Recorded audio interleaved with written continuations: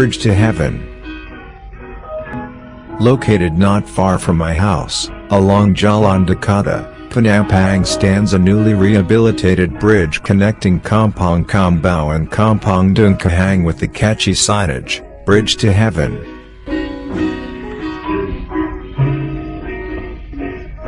While we celebrate the Easter season, let us prayerfully reflect the event that took place 2,000 years ago.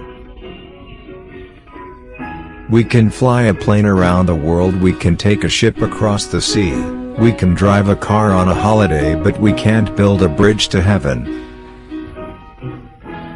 We can ride a horse along the trail, we can ride a bike across a park, we can catch a train and go by rail, but we can't build a bridge to heaven.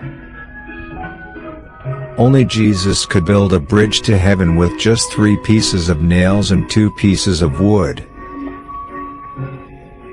When we die, our earthly body will remain here, and our soul will cross the spiritual bridge to heaven. But first, we must trust and follow our Lord and Saviour, Jesus Christ. He is the only way we can get to heaven. By dying on the cross, Jesus paid a debt he didn't owe because we owed a debt we couldn't pay.